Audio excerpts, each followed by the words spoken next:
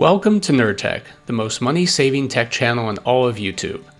Today, I want to apologize for a review I did regarding the Ticwatch Pro 5.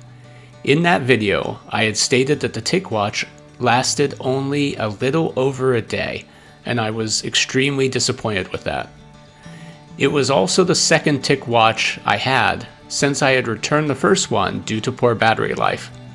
If you have recently purchased one of these watches, I have some advice for you. Please wait a month or two for the battery life to improve.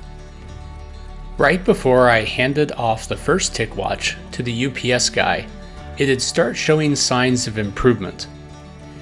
But since I was unsure if this was just a bug, I had returned it and got a second Ticwatch. I also had a similar issue with the new one, and it had a truly short battery life. Other reviewers were telling me how wonderful the battery life was. Now, after 2 months of owning that watch, I can tell you that early this week it started suddenly getting better, just like the first one did right before I returned it. So there is a break-in period with the battery or the watch or the system. I can't explain how or why it happens like this, but I can tell you that I'm now getting predictions of up to 200 hours, which is about a week and a day to a charge.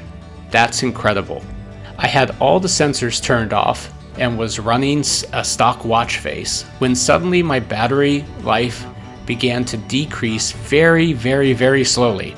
I could use the watch for hours and it would only decrease by like a 1% or so. I started turning on more and more features after a few days, like turning on the sensors and adding special watch faces from Watchmaker, and I found that it kept its high charge rate. I honestly think that you could use this watch for a full week without charging. I've also done a few workouts after I turned on the sensors, and now it goes down a little faster, but barely noticeable. I did use the watch for 4 days and had over 40% of battery life left. This is mostly with using the full smartwatch and not using essential mode.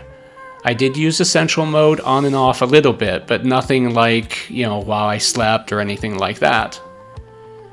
Even while using essential mode, I did notice that the battery drained a little bit during those times, more than I expected.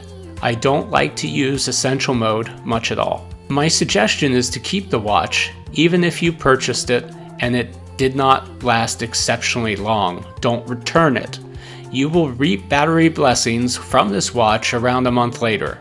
I am using the multi-device battery monitor software to predict battery life on Android. I found it to be a nice companion to the Ticwatch, since the Ticwatch does not have any battery predictions in its Mobvoi Health app. I look forward to many years of usage with this watch, and I hope that you do too. Until later.